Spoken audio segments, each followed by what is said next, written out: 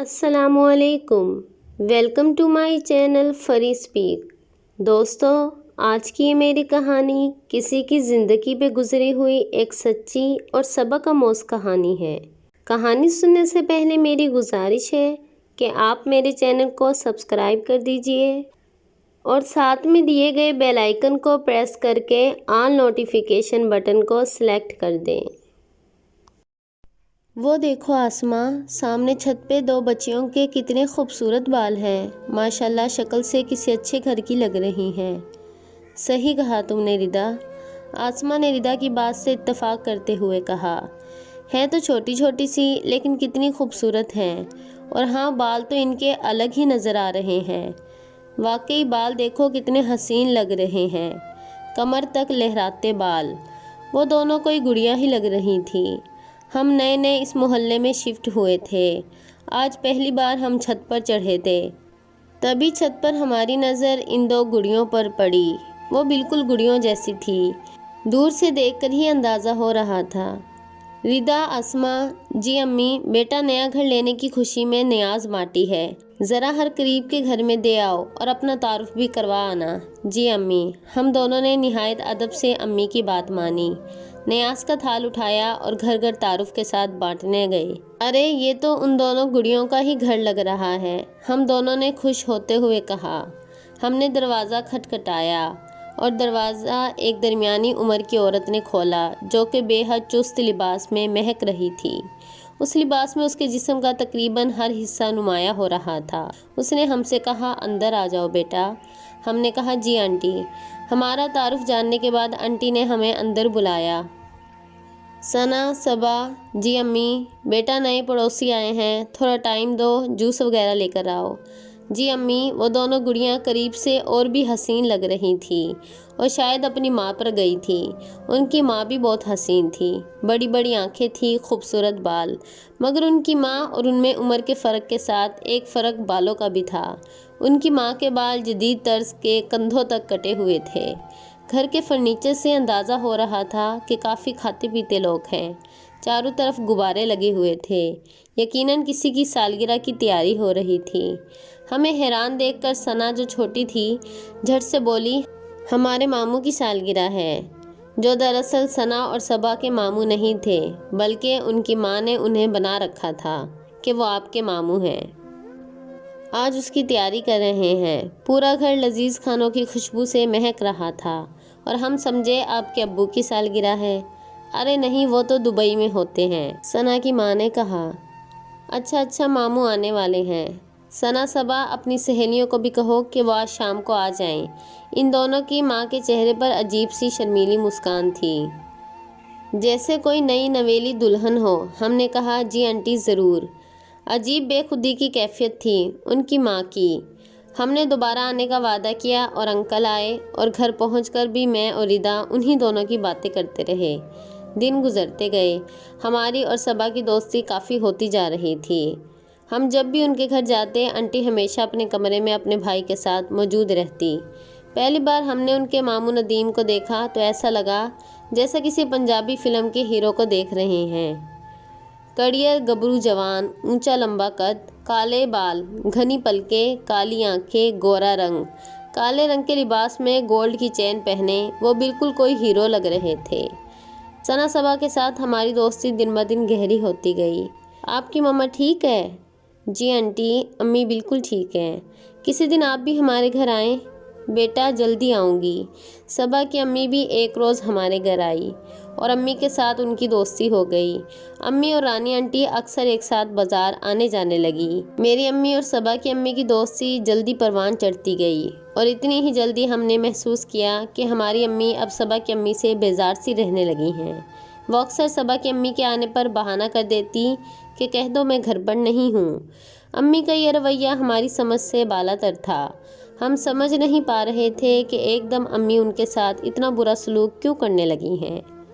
نہ صرف خود ان کے ساتھ برا سلوک کرنے لگی تھی، بلکہ انہوں نے ہمیں بھی ان کے آس پاس رہنے سے اور ان سے مل ملاپ سے سختی سے منع کر دیا۔ ہم دونوں کی سمجھ سے بات بالا تر تھی۔ اسی دوران گرمیوں کی چھٹیاں آ گئیں اور ہم نانو کے گھر اسلام آباد چلے گئے۔ 3 مہینے چھٹیاں گزرنے کے بعد جب ہم واپس گھر آئے تو امی کو یہ اندازہ ہوا کہ ہم اسٹڈی میں بہت پیچھے رہ گئی ہیں۔ امی نے ہمارے لیے گھر کے قریب ٹیوشن کا ارینج کر دیا۔ کسی سے تعلق بن جائے تو نہ چاہتے ہوئے بھی وقت آپ کو بار بار ان کے سامنے لے آتا ہے۔ ایسے ہی ہمارے ساتھ بھی ہوا۔ امی نے جس ٹیوشن پر ہمیں داخلہ کروایا وہاں ثنا اور صبا پہلے سے آتی تھی۔ ہمیں دیکھتے ہی وہ خوش ہو گئی تھی۔ اندر ہی اندر خوش تو ہم بھی تھے، مگر امی کی ناراضگی کے ڈر سے ہم زیادہ پرجوش انداز میں ان سے نہ مل سکیں۔ آج مگر ثنا صبا بہت اچھی لگ رہی تھی۔ کچھ عرصے میں وہ بالکل جوان لگ رہی تھی اور کچھ الگ سی چہرے پر مسکان تھی۔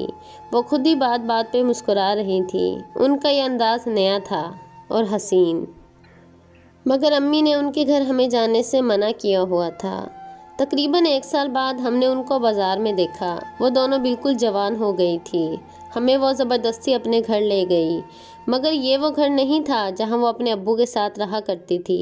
ہمیں حیران ہوتا دیکھ کر انہوں نے خود ہی بتانا شروع کر دیا کہ ابو نے ہمیں چھوڑ دیا اور ہم ندیم انکل کے گھر رہتے ہیں۔ بڑی والی صبا نے تو اپنے بال بھی شولڈر تک کٹوا لیے۔ میں نے حیران ہو کے پوچھا کہ بال کیوں کٹوا لیے؟ کہنے لگے ندیم انکل کو لمبے بال پسند نہیں۔ ثنا نے کہا یہ اور ندیم انکل شادی کر رہے ہیں۔ مجھے اپنی سوچ پر شرمندگی ہوئی جو مجھے ان کی ماں کو لے کر تھی۔ صبا اپنے روم میں چلی گئی۔ ثنا نے بتایا کہ ابو سے امی نے ندیم کے لیے خلا لے لیا اور اب ندیم انکل نے امی کے ساتھ ساتھ صبا کی زندگی بھی خراب کر دی ہے۔ صبا پاگل ہے اس کے پیار میں۔ امی اور صبا کی آپس میں نہیں بنتی۔ امی نے اس کو بہت مارا، مگر ندیم نے پتہ نہیں امی پر اور ایسا کیا جادو کیا کہ دونوں ہی اس کو چھوڑنے کے لیے تیار نہیں۔ آپس میں دونوں نے کمپرومائز کر لیا ہے۔ دونوں ہی ندیم کی کزنیں بن کر رہنے کو تیار ہیں۔ اور دیکھ لینا وہ دونوں سے ہی شادی نہیں کرے گا۔ ان کی کہانی سن کر مجھے اپنی ماں کے بدلے ہوئے تیور سمجھ میں آ گئے۔ سارے راستے گھر آتے آتے میں ان دونوں کو ان کے ہنستے ہنستے گھر کو یاد کرتی آئی۔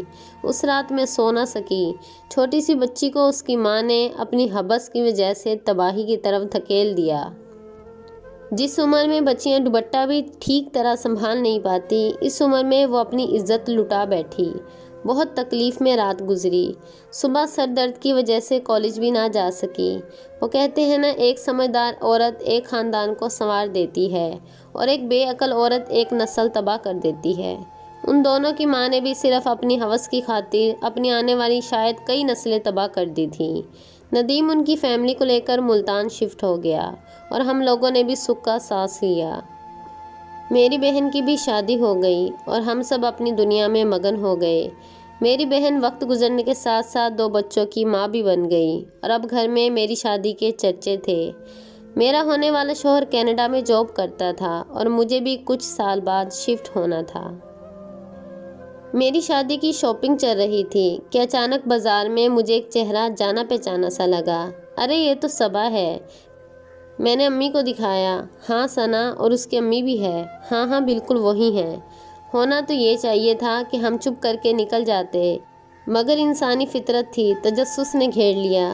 ارے کیسی ہیں آپ؟ امی نے آنٹی کے ہاتھ پکڑے، بچے کو پیار کیا اور ایک بچہ آنٹی کی گود میں بھی تھا اور ایک بچی صبا نے بھی سینے سے لگا رکھی تھی۔ آنٹی نے بتایا کہ یہ 2 بچے ان کے ہیں اور وہ بیٹی ثنا کی ہے۔